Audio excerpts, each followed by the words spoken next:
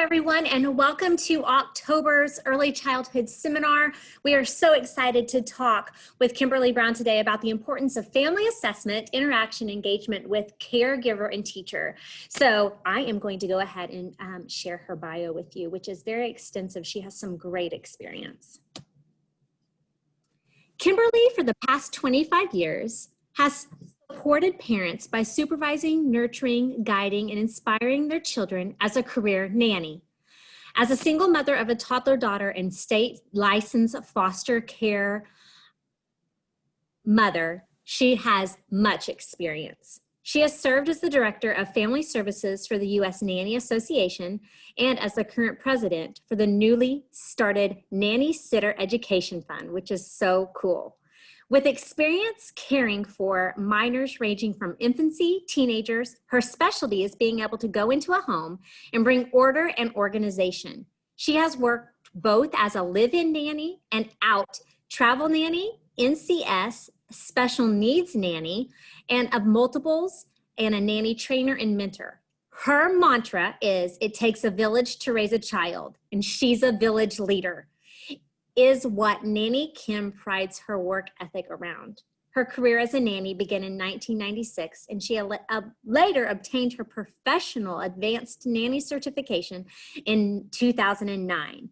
And Kim, I'm so excited that you're here with us today. I have always been fascinated by the work that you do, so I'm going to go ahead and let you take the floor. Thank you. Thank you so much. Hi, everybody. As Letitia said, I have a lot of experience. A lot of my background with family assessments comes from the fact that my mom became a foster parent when I was probably about 7 or 8.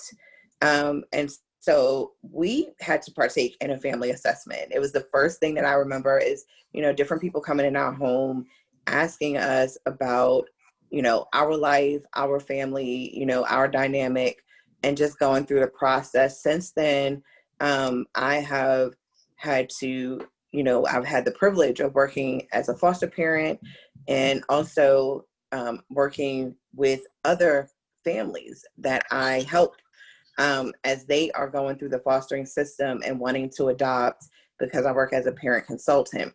So outside of doing all of that, I work as a nanny. So for the past 25 years, I'm constantly around families. I'm constantly trying to figure out what is the best way to help the families that I work for. I've worked as, in daycare, doing childcare and working with certain ages and, always trying to figure out, why is this child biting? Why is this kid, not sleeping well at nap time, or they're sleeping before nap time at 10 o'clock and nap time is at 12. How can I stretch those 2 hours? And then when I start to talk to the parents, what I realize is that the child may not be going to sleep until midnight. So now at 10 o'clock, they can't make it till 12. So how do I help that child to cope and do well in class? So that's really what a family assessment is you taking this information and finding out how you can make it work in a situation that works best for the child individually. So I have this PowerPoint. I'm gonna, read some of the points off, but most of the time I'm gonna just let you know for basics what we're gonna be talking about. And so in this assessment, the family assessment with the interaction and everything, we're going to be talking about why it's important to have this engagement with the family as a teacher, as a home care provider or individual, because after you leave school, whatever you decide to work, however you decide to work with the family, you still have to do these assessments. And you may have some parents that are all aboard and that's like, I'm for the family assessment. And then you may have some parents that say, I don't want an assessment. But because you're working with that child, you still have to figure out how you can have these private assessments that I call for yourself. I've worked with families, and a lot of times that will happen. I just do an assessment and I look at the situation and figure out what the family needs. And I'm able to give them what they need because the assessment is done well. So let's get into it. We're going to be talking about why it's important and what the interaction for the caregiver is. So we can go to the next slide. So what is an assessment? Pretty much, to wrap it up, it's when you take your observation and you take it for this one particular family and you see what their safety issues or development or concerns may be for the child. So you're taking it's individualized for every family. And the thing is, more than one person is involved in an assessment. So when you talk about the purpose of it, the purpose is to solve a problem that the family may be having. And because you're using more than one person in the assessment, there may be a teacher, there may be a nurse involved, the parents are involved, the children are involved. Once you put all of this information together for this assessment, you get an unbiased view. And that is like the main and important part. It's not something that you want to say, okay, well, you're my family member and I want to do a family assessment on you because I see that you have issues or problems. No, you're saying I want to have the best outcome for the children and for the family. So what is the problem? You sit down with the parents and you see what they say the problem is. As you're working with the children, you may observe problems, or you may observe, I don't even want to say problems, you may just observe behaviors, situations that you feel could be handled differently. So that is what the purpose of the assessment is. The purpose is to create these strong family bonds and make sure that everyone is on the same page. Yes, mistaken behaviors. Exactly. So we want to do that because we want to build strong, healthy families. I talk a lot about family trauma, and parents have trauma and they don't realize that it's something that's traumatic. And then when they raise their children, they somehow inadvertently put these traumas on the children, and so it can create a problem. So you never know what's going on in the home until you really get around the children, or you get around the families and you start to talk. So we'll get into that as well.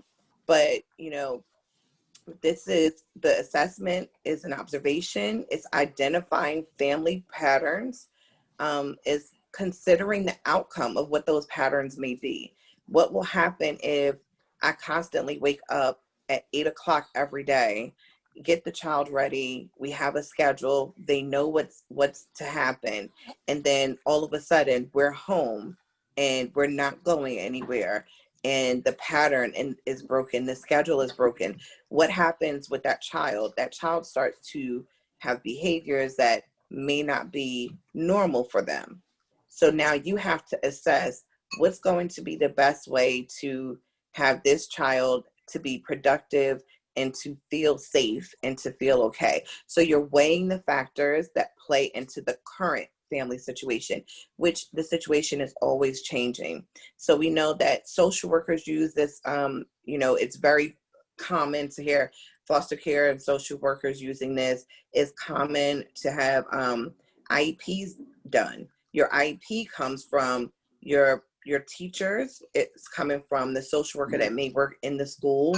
It's coming from your guidance counselors, and also from the parents. So IEPs are done, and so we have a lot of people that use the family assessments. It's just that we're really starting to see it done more in school with children that don't have IEPs, just because we want to make sure that everyone has an individualized plan that's for them. So we can switch to the next.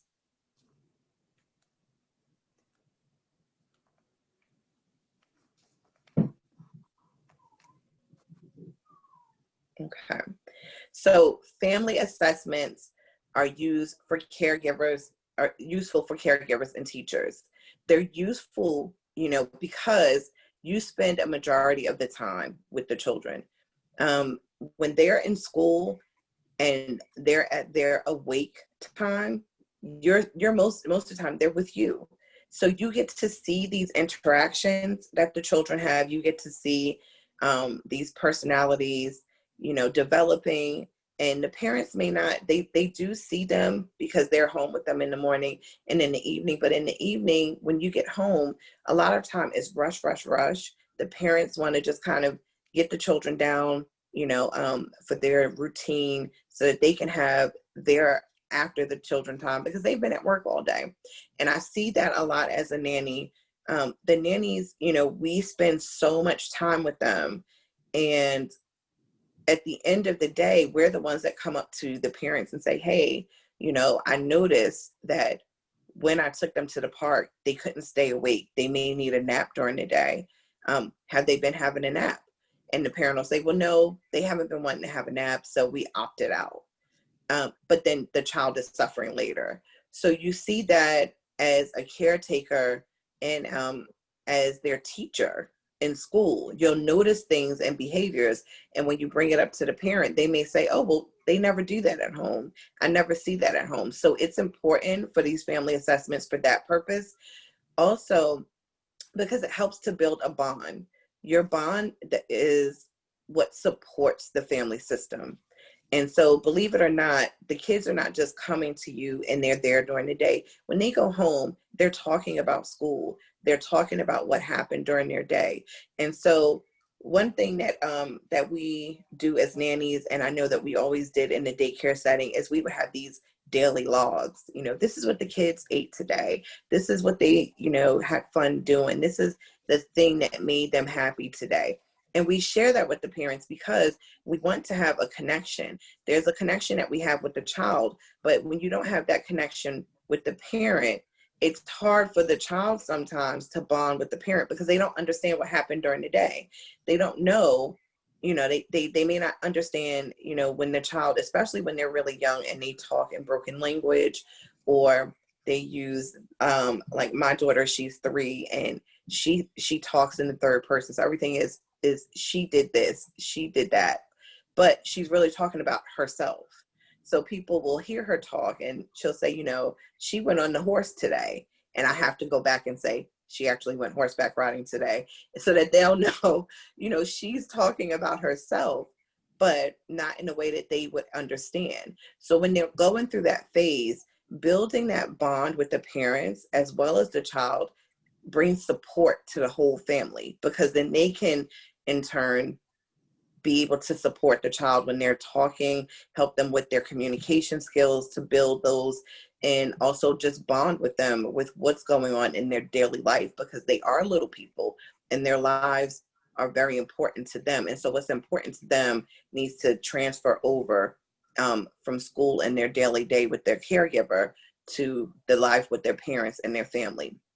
And it's also a thing that I have attached toward the end, some studies that I have, just attached, where different studies have been done to show how schools and colleges and maybe some scientists that are really interested in, trauma and psychological effects of children in their everyday lives, and how that trauma plays out in their family, and how it also plays out in school.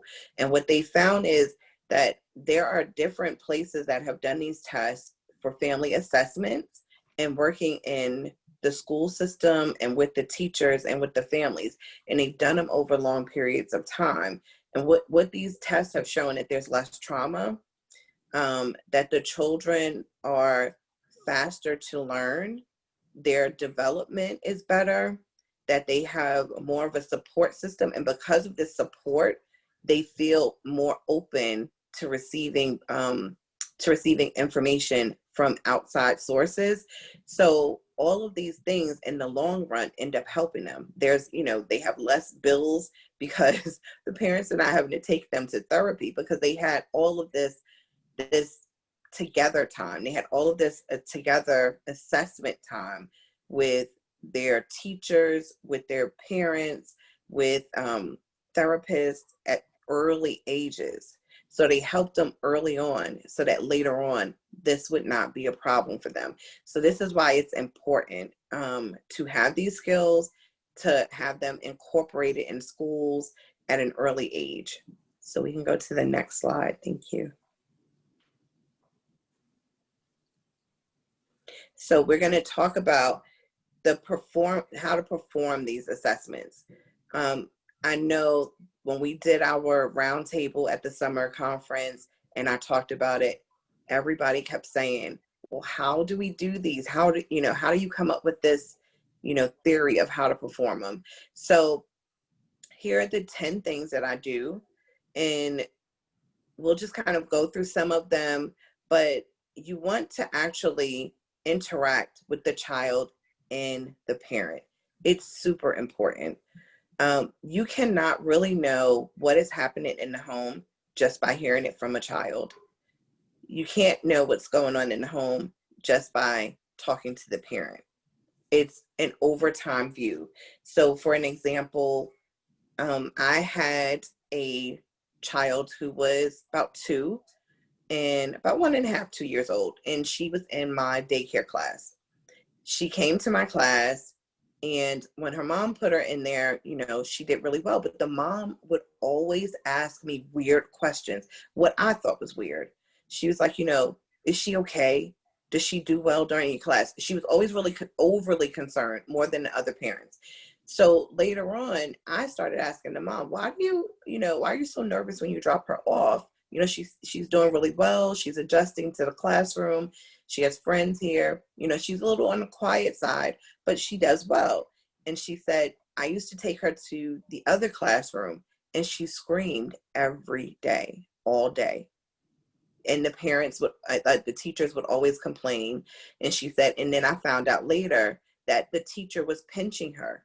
She said, but she loves you. She talks about you all the time. She says she wants to come here. So I know that you must be doing well with her and that, she really likes you and you must be a really kind person.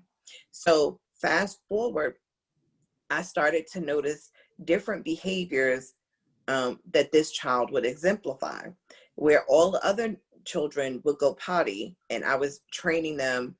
She was the one that I could never get to go to the bathroom. And I didn't understand why. She was really, really, really reserved, very quiet. And one time I noticed that, actually a couple of times I noticed that she would go missing for days or for weeks, wouldn't come to school. And so one of the teachers came to me and she said, when the mom walked away, because it was like she had been gone for about a month, and then the mom brought her back, and I was excited to see her. And one of the teachers said, "Oh, she's got her sunglasses on. We know what that means." And me being gullible and just not knowing and understanding, I didn't understand what they meant. And so come to find out, her husband had been abusing her physically. So the sunglasses was because she had been beat up. And so she was not bringing the children to school when she would be on the run from him, and he would find her and bring her back home, and she would start bringing the kids to school. Or when she had been in the hospital because of domestic violence and she couldn't bring the child to school. So what ended up happening is I started speaking to her outside of class, becoming a friend to her, finding out things. And so she started opening up to me, which made me able to help her child more.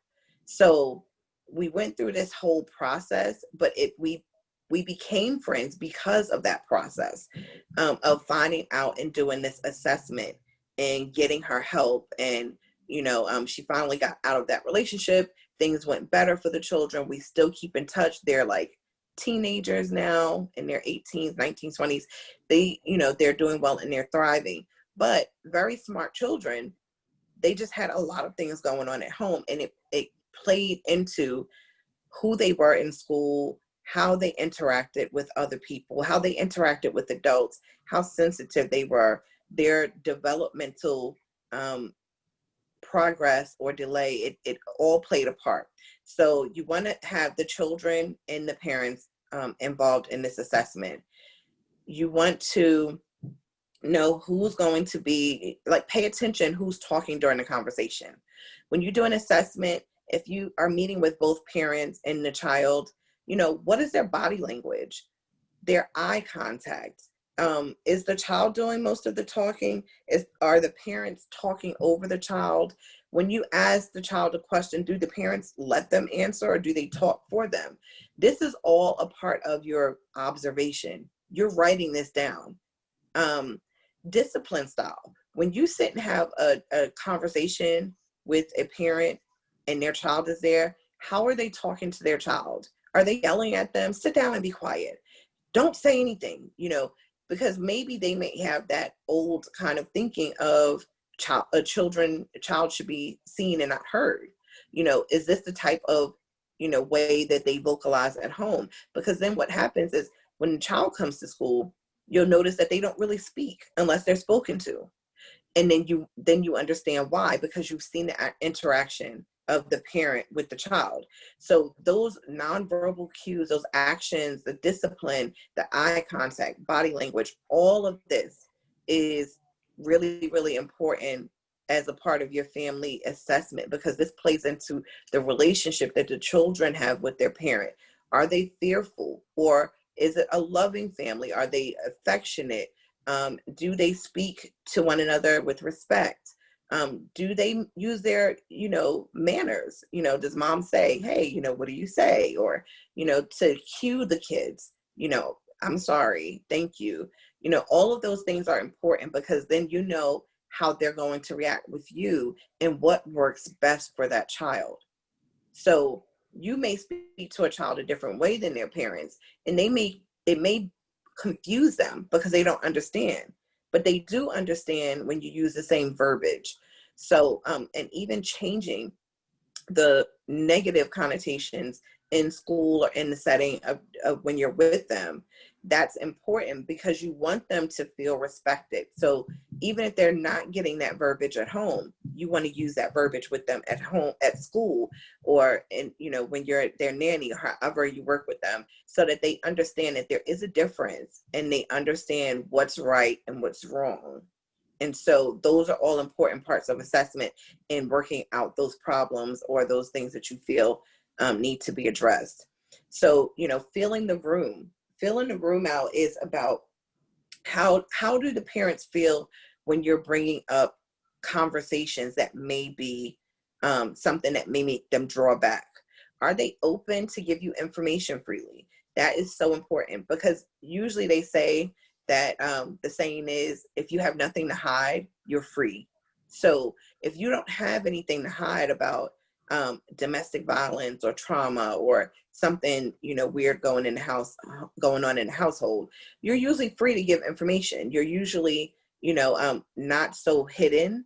And so it's easier to have these informative conversations with the parents that are not hiding so much. Sometimes there are parents that you'll come across, and because of the way that they were raised, there may not be anything going on in their house, but if you start asking them, just coming out and bombarding them with a whole bunch of personal questions, they may feel like you're up to something. That's not what you want to do. You want to portray a feeling of, I'm your friend, this is for the child, and you want to reiterate it. Speak positive about them. You want to give them, what do you say? How do you say? You want to give them like confirmation that they're doing a great job. So you want to encourage them in the things that you see are great, even when you're having these conversations with them, like, oh, I love the way that you say that to her. That, anytime you give someone a compliment, it makes them feel more open and friendly. And you want to encourage that, because this is an assessment. Even if they don't know that you're giving them, they don't know that you're doing this. You're doing it on your own, because this is how you build this observation. It's easier to get information from people when they don't know that they're giving it, as opposed to when you're sitting down and saying, I'm going to do a family assessment, and this is what I'm going to ask you. So you can do it those ways. You can do it that way, and it's fine. I know plenty of people that they know they're going into a family assessment. They know what's about to happen. And if that is how, if you're teaching at a school or daycare, if that's how they decide to do it, is let them know we're having these assessments and we're going to try and get the parents to sit down and tell us about their life and everything and what goes on in their home, then that's great. But if you're, doing it as a teacher, as an educator, and you're just trying to get this information out, building this rapport with the family is how you do it. But to do it quickly and is very, very much the observation of everything. So you're going to ask about any recent troubles, any behavior, is there any behavior that you see that you would like to change? That's how I usually phrase it. Even when I do interviews with families, I usually don't take the jobs that are easy, the jobs where the families have no problems or they just seem like, great parents, great children, because I know I'm going to get bored.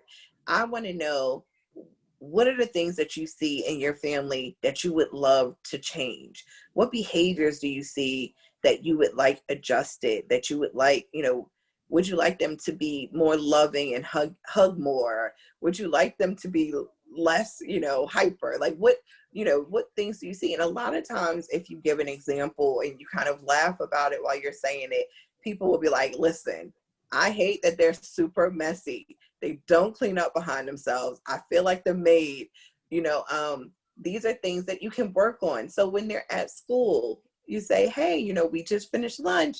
How about everybody pick up their plates and take them to the trash, or however you want to do it. But that helps them. So then you can say, hey, well, at school, this is what we work on.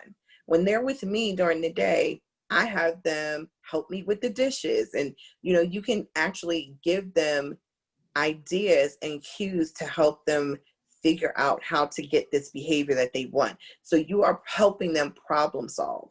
So parents love that. Once you give them one thing that worked, they're going to be super open to go back and say, this worked for us. This went well. Do you have any more information to give us? This helps you build that rapport that you want with them, so that they'll start to share with you the things that are not all that great. So you do all of these things. You ask about previous school issues, if they've had any other school experience, and what their experience was. What are their experiences with their past teachers? And then you find out these things from the parents. Do they understand that the needs of their child currently? As teachers, as caregivers, nannies, working in any field with a child, it's important to understand child development and the effects of trauma, and to understand how to speak to a child. Those three things are the top three things to get what you need. And so when you're going through all of this, you want to know if the parent sees anything, because a lot of times there's always at least one thing that can be changed, or addressed with working with children. So if the parent sees nothing and says that their child is absolutely perfect, which most parents believe that their child is perfect, for them not to see anything is sometimes a red flag, because you are with them. And if you're asking, most of the time it's because you've seen a behavior that should be addressed. And then you have to look at, how do I talk to this parent about this? And so all of these things, you're building a relationship so that at the end of the day, you can talk to parents about things that you see that they do not. And because you've done it in such a way that you've built rapport with them, and you've also built that you're an expert at what you're doing, they will be more open to listen to what you have to say. So we can go to the next screen. So how do you perform these assessments over time? So what you're going to be doing with them is what we just went through, is a quick assessment. You can ask these questions when the parents are coming and going, and having something done quickly. That's fine. But sometimes you have to do the longer assessment to get to really have this full picture of the family, because you have to meet with the dad and, you know, see the dad sometimes, and the dad may not always come and pick the child up from daycare, or the dad may not always be home when you're leaving after you've done childcare with them. So how do you get that story? How do you understand what's going on? And so this longer observation time comes from, you know, family. It comes from friends. It comes from, you know, being like, sometimes as a nanny, when I go to the park, I may see people that know the family. And a lot of times just having a conversation with them, you learn things about the family that you work for that you may not have known before. So those things are really important. So giving family-oriented tasks, give them homework. You know, like I just said, if you see something that is a behavior that you think you have an idea of how to work on them with it, or you're doing potty training at school, tell them this is what works for them. This is what works for Sarah. This is what works for Johnny. We do this. He loves it. I sing this song. You know, you should try it at home and see how it works. And then that, you know, you may not think that that's homework, but for them, it's something different that they've never done. So now they have to actually interact with that child to get the outcome that they want. So that's forcing, it's forcing interaction that may not normally be there. Maybe when they're home, they just sit them on the potty and walk away and say, call me when you're done. But now they have to sing a song. Now they have to sit there and, you know, watch a show with them or something while they're in the potty. However, whatever it is, but you want it to be a family-oriented thing, something that everybody can participate in. So you want to use art and imagination play. Art is art and play is the eyes to a child. You can learn so much about what's going on with a child, what's going on in their home, what they're hearing said around them, just by allowing them to sit and play and not interrupt them. Just let them play. Let them play. I often say, I didn't know how much my daughter knew until I just started sitting back and watching her play. She can count up to 25. I was still thinking, oh, we have to work to get to 20. She already knows how to get to 25. And that was just because I'll sit down, or while I'm cooking, I hear her play. And she starts to play. She starts to count. She starts to sing her ABCs. And then I know from there what I need to work on. So art, imagination play, just allowing them to be themselves in that moment and not interrupt them is so important. Because when they start playing with their dolls and talking to each other, you know, having the dolls act out scenes, they're actually telling you what's going on around them, what they're seeing every day, what they're watching. So this is really important. And it's important to teach parents the same things. Sometimes parents don't know what their children are hearing them say because they don't actually listen to them play. So teaching parents this one little skill, like, hey, if they're doing imagination play, don't interrupt them. You know, let them play and listen to what they're saying, because then they may know what behavior they need to change as a parent, so that their child won't have this type of play, especially if it's something that's inappropriate. So those are things that are important. Watching patterns with the family, as you know, with the family and with the child. So those patterns would be either their everyday schedule and routine. Like I mentioned before, the sleeping patterns. A lot of people don't understand that in order for a child to develop, especially when they're really young, they learn things and then they take a nap. They learn and then they sleep. So that's why you have infants sleep so much, because they're learning things and then they turn around and they go to sleep so that their brain can retain everything they learned. They wake up and then they start doing what they learned earlier. Well, children still do that during the day. They just don't need as much time to sleep. So having these naps during the day are really important. And so when you have a family that says, oh, well, my child stopped napping at 3, when they actually still need that nap, it's important to be able to explain this to them so that these family patterns that they have of skipping this nap can now be changed to include either rest time for the child or just some quiet downtime. So those are important to know what these patterns are. And then you'll know what to look for and what to help the parents with. Because remember, this is all about healthy family, building these great bonds with the family so that later on the children will be able to be productive, they'll be able to develop well and have a sense of security. So you want to look for any red flags. You want to also make sure that you make calls to the family. Call them, have emails, that you go back and forth with.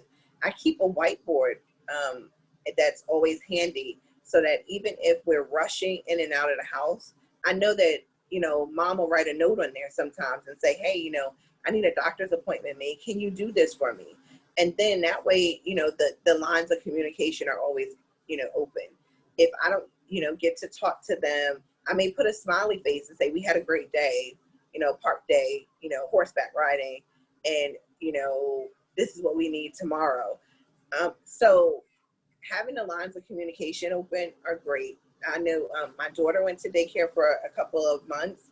And one of the things that I loved about the daycare is they had this app where the parents could text the teachers, or the teachers would send a note or would send pictures throughout the day. And I thought that was the coolest thing, to be involved in what my daughter was doing throughout the day that I may not have known of. I may not have known had, they not sent it to me, because when she came home that day and I said, well, what did you do today? She was just like, oh, I played, So in my head, I'm just like, oh, they're just playing all day, So seeing those things and having those interactions with people, those are great. Yes, Seesaw, that's what we used. And I thought it was such a cool app just to have, and it was part of the introduction to the daycare. When they gave me my introduction packet, it's one of the first things they said, download this app. You want to have this, you'll get to know the different parents, you'll get to know what's going on in the class. It's important to keep the lines of communication open, especially now where people are living in just fear and anxiety all the time. To have these lines of communication open, to go above and beyond to let parents feel safe and let them know what's going on with their child. It helps to build the relationship that you want, where they open up. And that's what you need. Assessments is all about open. You cannot have an assessment that's built on lies, because then everything that you will be doing for the child, it won't be beneficial to them, because it's not built on the truth. So you want to have this relationship built, and then you want to be able to show the parents the feedback and the input. You give them feedback and you tell them ideas and things that'll help with the child's development, and then they in turn give you feedback. This is what I see. This is a new behavior. We went on vacation. Now that we've come back, she's, sticking to me like glue. I can't get her to sleep in her own bed. She's crying all the time. Is she doing that at school? And you may say no. And then you start to realize, like, hey, she is kind of, constantly peeking around the corner to make sure I didn't leave her. Okay, well, maybe she's having some separation anxiety issues. Let's deal with that. That's something different. It's something that just came up, and it may not be age related. So you only know this by doing these assessments. And it's something that you do every day, especially when working with children, is having this time of, observation. And you may not see it as, observation of the family, but it becomes observation of the family because you're dealing with a minor. And so you always want to have the parents involved. Anything that you see, you want to let them know, because those are very important for the development of the child. And it's quicker to nip things in the bud when you see them really quick, as opposed to letting something go on for a long time. And now you have to come up with a whole nother plan and scenario to help them out of that situation. So I hope that makes sense. We can go to the next slide. So how do you get the parents involved? This is key. There, like I said earlier, there will be some parents that are just not on board. They don't want to hear anything. They're busy. They just don't want to be bothered. But then you have some parents that are saying, yeah, like I'm all for it. Whatever is going to help my child. And so even the ones that are not willing to get involved, to some level, you want them to be a part of it. And so what I've done in the past is I include them even when they don't want to be included. I still do my assessment.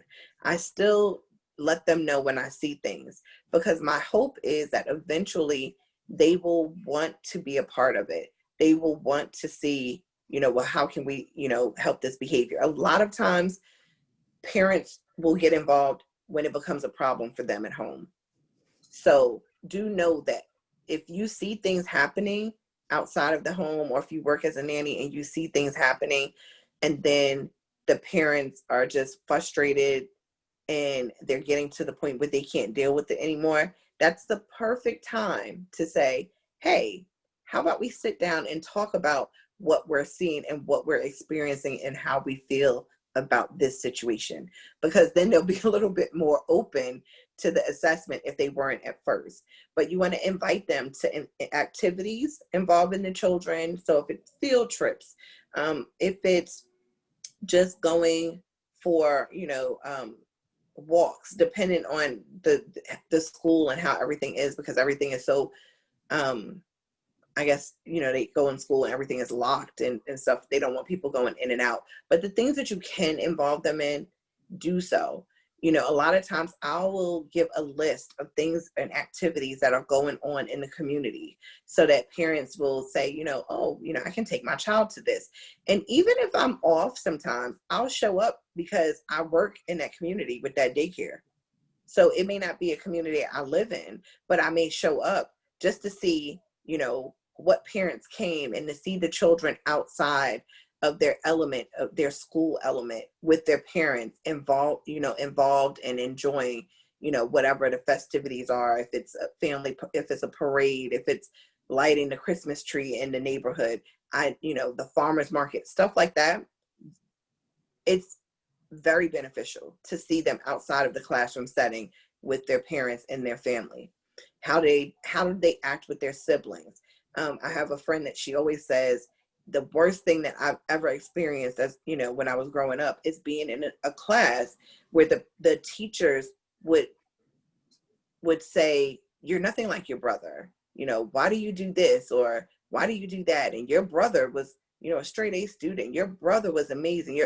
Because then they already have to deal with who they are and being who they want to be. And now you're comparing them to someone else. So those type of things cause trauma. And we don't want to cause trauma to a child when they're at their development stages. We want to help them develop and to help them be self-assured and have great self-esteem. So all these things are helping them to do that. So you're giving them options as to where the assessment will be. Do you feel like, you want to do an assessment at home? Would you feel more comfortable coming into class and, me doing an assessment here? Do you want to meet at a coffee shop? Do you want, what is going to help that parent feel comfortable to open up to you about their personal, their family life? So if you're having the parents involved, that is a key question. Where are you comfortable talking to me about what I'm going to ask you? So you want to provide them an outline of the assessment. And so, as I said before, you'll have some times where you'll just do these assessments and it's for your own benefit. You're taking notes and observations so that you can, just build a individual plan and work around the child that you have. But there are some schools that require parent assessments. They may not call them assessments, but they may say getting to know the family, or however they put it. But in that case, provide the family with an outline of the process. You may not want to ask them the questions in advance, but you want to relieve the anxiety. So having them understand this is how the process goes. You know, you'll come in, it's about 30 minutes long. I just ask you some questions about your family. You know, what do you enjoy about them? What do you want to see better? You know, things like that. You know, make it, downplay it so that they feel comfortable and they're like, oh, okay, I thought it was going to be like an interrogation room. You're going to put a spotlight on me, because that's what people think when they think assessment. They think it's more like an interrogation. You're about to ask them about the deepest, darkest secrets of their life, and they have no, you know, they have no other option but to tell you. So you'll find that parents will call and say, oh, you know, something came up, I can't come, can we reschedule? Because they're having anxiety. So we want to relieve the anxiety by helping them with an outline and telling them what the process is like, and giving them insight, you know, about it in advance. So those are all things that we want to do. Explain how it benefits your family and your child. How does me finding out more information about your life help you? Well, one, I'm going to be working with your child one-on-one all the time. Your child is going to benefit because I'll understand them better, which means that they'll be stronger and that they'll have more of a bond with me so that I can teach them and they'll develop well. You want to be able to just rattle these things off, because they need to know that you're an expert, that you know what you're doing, and that you're not just being nosy. So these are things that parents, you know, these are things that will pull a parent away from it. And how you want to get them involved is by giving them all this information. Let them be a part of explaining it to their child. If the child is really small, they may not understand, but there are ways to communicate. There are ways to help them understand. You know, Sarah, we're doing this, you know, we're going to ask you some questions, and, you know, I want to ask you, how do you like it when you go to the park? And, you know, they may say, I love when I go to the park, but I don't like the swing. Well, why don't you like the swing? Because my stomach hurts. Now you understand this child doesn't like the swing, because now you may realize other things. They may have sensitivity issues, and you may not have noticed it. The parents may not have noticed it, but then you realize that when they're on the swings, when they're on the, you know, the little ponies that ride back and forth or anything that moves, that they get motion sickness. Okay, this is a sensitivity issue. So now we need to see a doctor. We need to talk to someone else and involve them, because I think that she's suffering from sensitivity issues. So it's an observation that's done over time, but you're realizing what's happening because you involve the parent, you involve the child, and then you're going to explain it to the child. Well, does your stomach hurt when you do other things? What other things happens when, you know, when your stomach is hurting? What makes your stomach hurt other times? And they may say, you know, I eat this and I don't like it. You know, sometimes my throat feels sore when I have this food. And you may not have realized it because they don't have anything else going on, but they may have an allergy. So it's really important to talk to the parents, but also to talk to the children and get their outtake on their outlook on what you're explaining to the parents, because they may see it differently and they may have a reason and they just have never been asked. And so they may not vocalize it. So for the ones that can vocalize things, talk to them and put it on a language and a level where they can understand and that they are a part of the assessment. And make sure that you let the parents know the outcome. When you do an assessment, if you have your teachers, your nanny, your any child caregiver, therapists, doctors, and, you know, principals, anybody that's involved, everybody should be writing notes on their conclusion of what happened, of what they see, and what the outcome result should be. There needs to be a plan. You don't do an assessment without a plan. The purpose of the assessment is to have outcomes and family issues or family overall things addressed. So in order to have those things addressed, you have to have a plan. So that is the whole process, and really getting the parents involved is going to be contingent on what is the outcome, because they're going to think, I gave you all this information and you never followed up with me. you have to have a follow-up. So you want to have them involved and you want to keep them involved. And in order to keep them involved, they have to know what the plan is. And then as you go through the plan, let them know, so we went through process 1, we went through step A, we went through step B, now we're at C. What do you think? Should we go back to B? Do you feel like things need to be addressed more? Are you noticing a change? So there's always going to be changes to the plans, updates to this plan and to this assessment. So that is really, really important, because you never know when you have to bring in someone else. And I always say, when you're doing a family assessment, especially when it has to do with trauma, always involve a professional therapist, a counselor.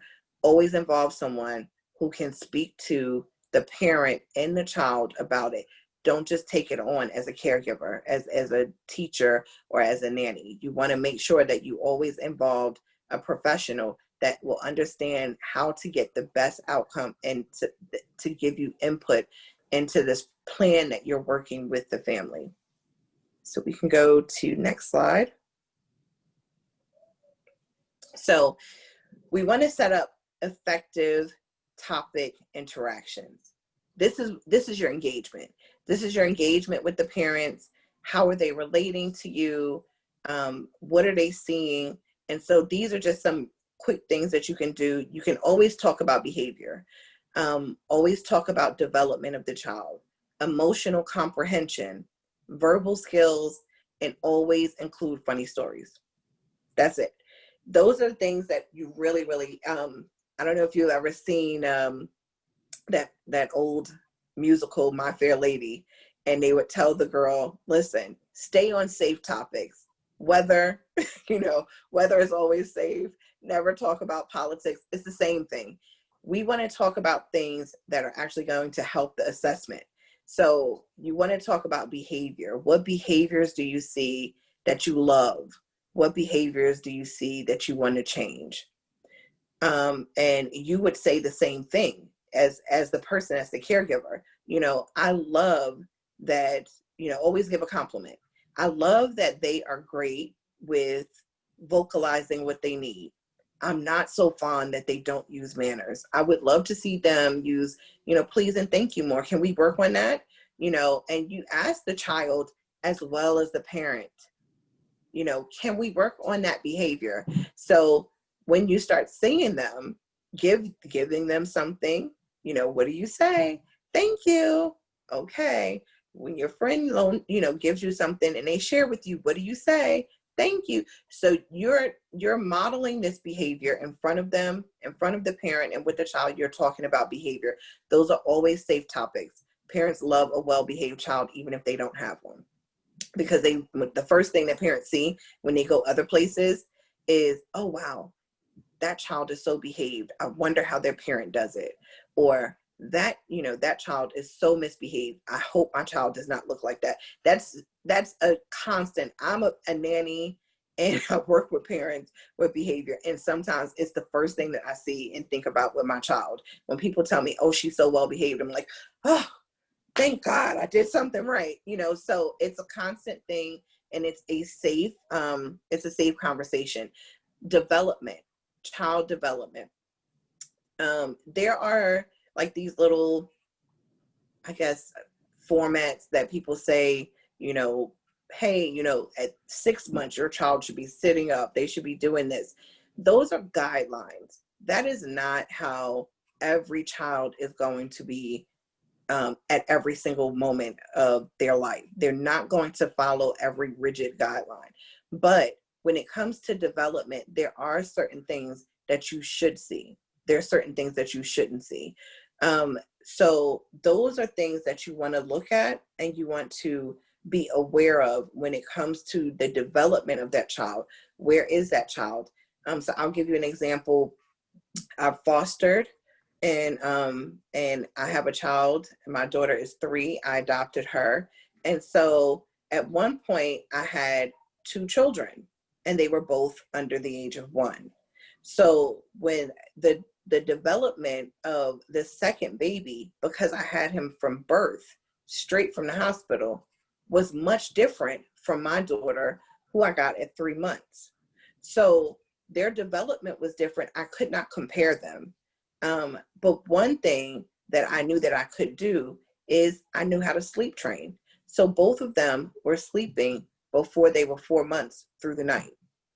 The other one, the second baby, because I had the way we worked everything out, his adoptive mom came and actually stayed with me so that I can, give her some cues and help her with parenting and being around, because she was around and he slept with her, and then she left at a certain time after the 6-week, introduction period. It took him, I think, maybe a week longer than my daughter. So it took him a week longer. So he learned 4 months and 1 week later. But they still had this sleep time down packed. But when it came to development, they were different. He developed faster than her because he had been with me from birth. He had a sense of security that my daughter didn't have. My daughter had been taken from her parents at birth. She had been put in a foster home, and then she was put with me, who she had just met the day that they dropped her off. So of course, for her, she was doing all these amazing things with her foster parents. They said she was starting to roll over. She was starting to do different things. Well, when she came to live with me, she wouldn't do any of those things. She didn't know me. She didn't know me. She didn't trust me. She didn't know if she was about to be moved again. So her development was stagnant and stopped because she didn't feel safe. And it took her a long time for me to build a relationship with her, build safety, ensure her that she was not going anywhere, that she would be with me. And I had to build this rapport with her in order for her to do it. At 9 months, she ended up sitting up. She ended up pulling herself up. She ended up starting to crawl all in the same week, because that's when she felt safe. Her development was completely different from the other child that I had from birth.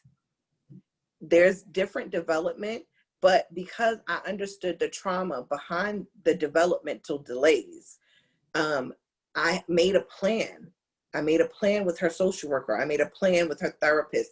I worked with her doctor, and we did different things to help with her development. So these are important, and these are important to know. And that's why a family assessment is important, to understand, if these children, if I have 12 children in my classroom, but this one is not, on the same developmental stage, why is that?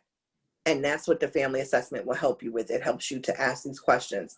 So emotional comprehension, like I just gave the example, the emotional comprehension for both children were different because of the emotions that the child was feeling during the transition time.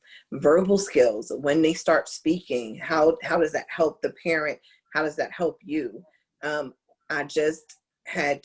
spoke with a parent about their child, and they kept saying, well, they're not talking. I don't understand what they're saying.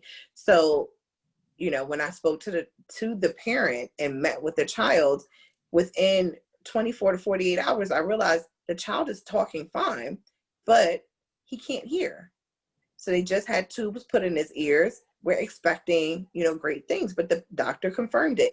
Hey, he has allergies. He has water in his ears. So he's talking to you as if he's hearing underwater. This is how he sees and hears things, because he can't hear you with water in his ears from the allergies.